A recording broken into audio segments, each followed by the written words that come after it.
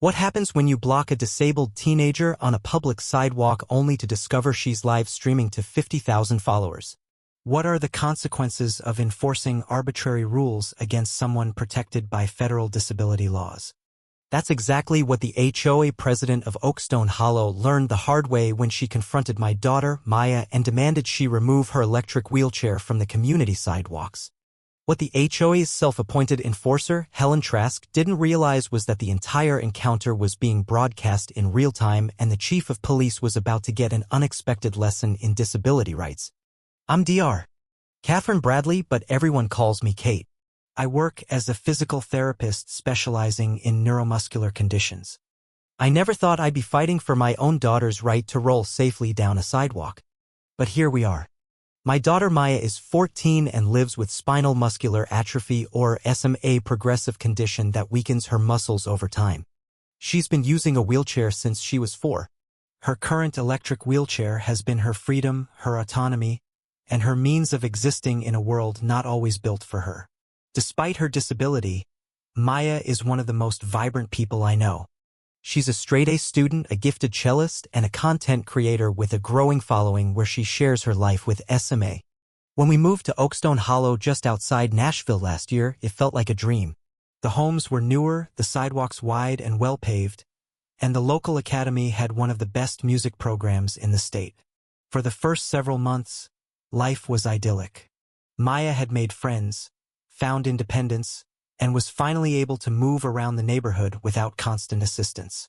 Then Helen Trask came back from her 3-month Mediterranean cruise. Helen, a retired vice principal in her late 50s, ruled the HOA like a private fiefdom.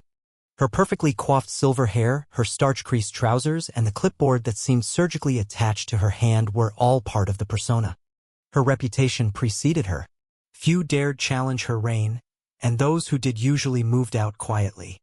2 weeks after her return, we received a citation taped to her door. It cited a violation for unauthorized motorized mobility equipment on community sidewalks. I blinked twice reading it. Surely they weren't referring to Maya's wheelchair? I dug up the HOA guidelines and found the clause, no motorized vehicles permitted on sidewalks, including mopeds, scooters, golf carts, and recreational mobility devices. That may have been written to keep joyriding teenagers in check, but applying it to a medically necessary wheelchair? That was both absurd and illegal. I sent an email to the HOA board explaining that Maya's power wheelchair was classified as an assistive mobility device under the Americans with Disabilities Act. I even attached a letter from her neurologist. The reply didn't come from the board's secretary, but from Helen herself. Her response was terse. While we empathize with your daughter's condition, rules must be uniformly applied for safety. She may use a manually operated wheelchair within Oakstone Hollow's pedestrian zones. I was livid. Suggesting Maya use a manual wheelchair was the equivalent of telling someone with a respiratory disorder to jog to improve their breathing. I replied with a formal letter citing federal law, demanding that they cease discriminatory enforcement. I copied the full HOA board. I heard nothing for a week. Then Maya told me that Helen had confronted her directly on the sidewalk as she made her way to her friend Lily's house. I've told your mother already, Helen said, according to Maya. This is your final warning about using that motorized vehicle. Maya kept her composure. Under the ADA, my chair is protected. I have the legal right to use it wherever a pedestrian is allowed. This is private property, Helen responded. We have our own rules. Sidewalks are public accommodations under the ADA, Maya replied. Helen's parting words? We'll see about that. Over the next 3 weeks, we received 2 more notices. Word started spreading that we were insisting on special treatment. Maya began hesitating to leave the house alone. Her social media content became increasingly reflective of her growing frustration. Then came the Saturday that changed everything. Maya and Lily had planned to stream a cello-violin duet from the neighborhood park. They chose the gazebo, prized for its acoustics, and began their live broadcast. Within minutes, 200 followers were watching. Then Helen appeared. This area isn't reserved for private concerts, she snapped. And I've warned you about that motorized vehicle. Maya calmly responded. We're within our rights. The park is for all residents. Helen crossed her arms. That wheelchair violates HOA safety codes. Lily, until then silent, said she needs it. It's not optional. Rules are rules, Helen replied. Life's not fair, dear. The viewer count ticked past 1,000. Maya said again, my chair is a medical necessity protected under federal law. Helen barked, don't talk to me about laws. You want to use our sidewalks? Get a manual chair. I can't use a manual one. I don't have the strength. That sounds like a personal issue. Helen physically blocked the pathway. That's when Lily picked up her violin and began playing Fight Song.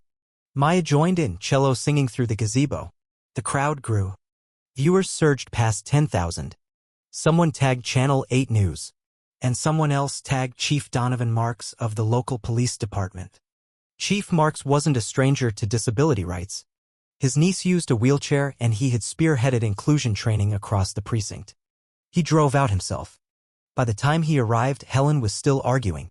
Maya and Lily had paused their music.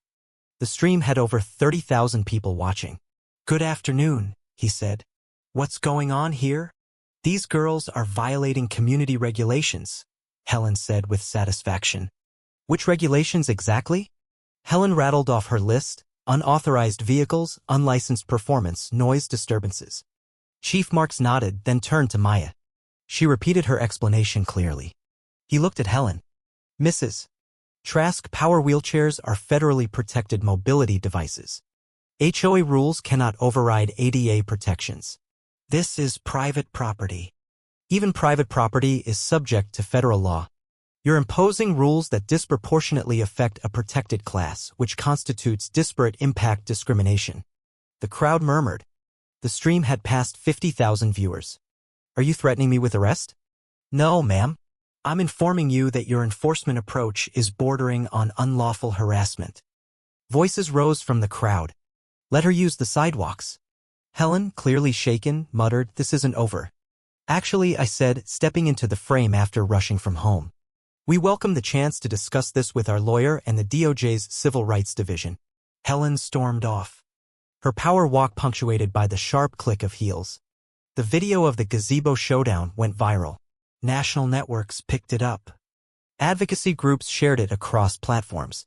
Maya was soon invited to speak at forums, conferences, even a televised roundtable on accessible city planning. The HOA held an emergency meeting.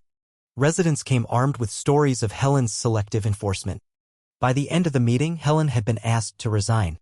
The board revoked the motorized vehicle ban, issued a public apology to Maya, and formed a new accessibility committee. 2 days later, I received an email from Andrew Trask, Helen's son, a civil rights attorney. He apologized, explaining that Helen had been showing signs of cognitive decline. They were finally able to convince her to get evaluated. She was diagnosed with early-stage frontotemporal dementia. That didn't excuse her behavior, but it added dimension to it.